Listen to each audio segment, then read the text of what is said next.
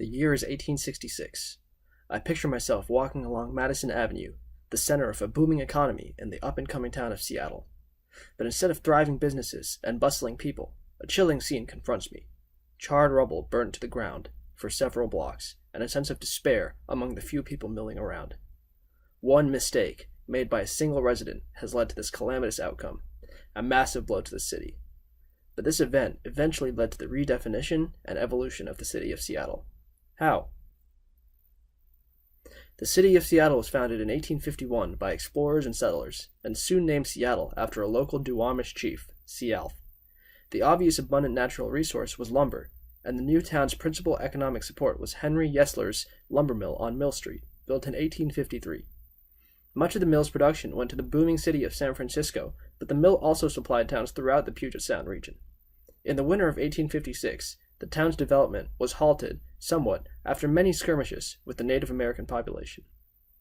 In 1869, however, Seattle had grown to more than 2,000 residents after being incorporated into territorial legislature. Seattle managed to secure a track with the Northern Pacific Railway Company in 1883 that connected it further to the rest of the country. The town's population thus soared in the late 1880s. Lumber and coal were the primary industries, but the growth of fishing, wholesale trade, shipbuilding, and shipping also contributed to the town's success. This economic and population growth was punctuated on a summer day in June 1889.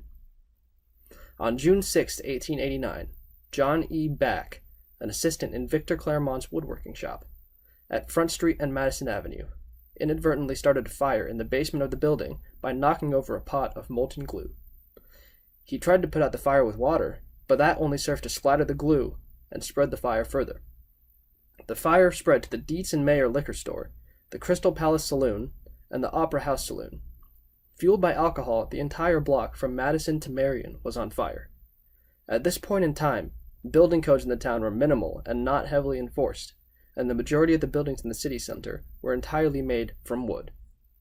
By the following morning, the fire had burned down nearly 29 square city blocks of wooden buildings and about 10 brick buildings, including the entire business district, all but 4 of the city's wharves, and the railroad terminal. There are varying reports as to the amount of casualties, but I'll put the number in the single digits. It was reported, however, that 1 million rats were consumed in the flames. Although not on the level of other famous fires, such as the San Francisco earthquake and fire of 1904, the Seattle fire destroyed millions of dollars worth of property and burned down city blocks of housing and businesses. The damage was reported to be in the ballpark of $20 million, which would be $527 million in today's dollars. In response to this disaster, however, Seattleites did not panic, but instead found a way to take it in stride. Just a day after the fire, there was a citizens' meeting, in which was voiced in nearly unanimous sentiment that the business district street should be widened and fireproof brick buildings be required. Another major decision made by city leaders was to regrade the streets in the city center, 1 to 2 stories higher than the original layout of the city. Pioneer Square had originally been built on tidelands and often flooded, and many other areas around the city had gravity-assisted toilets that backed up at high tide. This was an important decision in response to the disaster because it fixed a problem in the city that was not directly caused by the fire. The city leaders instead used the disaster to make further improvements to the city. Mayor Robert Moran and the city council concurred with both decisions, but it took 2 weeks to work out the details and approve an ordinance. Building started immediately afterwards out of materials such as brick and stone. 1 month after the fire, voters approved funding for a city-owned water system, which would ultimately tap the Cedar River.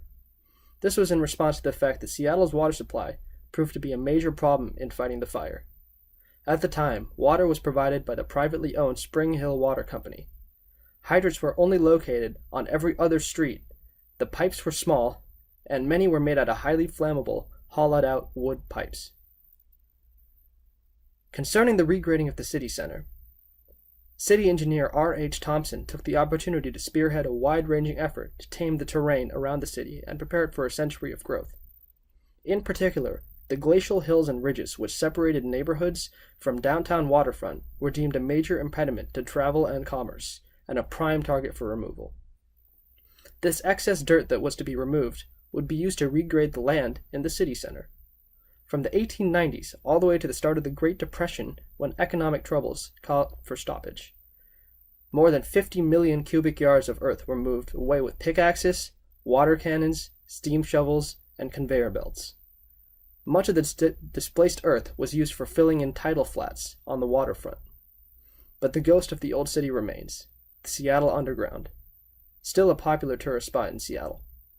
Some of the old ground-level streets remain as a subterranean network of tunnels and passageways beneath the sidewalk. Within a year after the fire, Seattle's population jumped from 25,000 to 43,000. A city had been born from the ashes.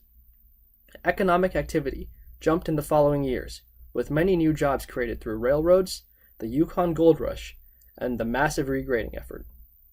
Seattle's new identity contributed to its later economic leanings.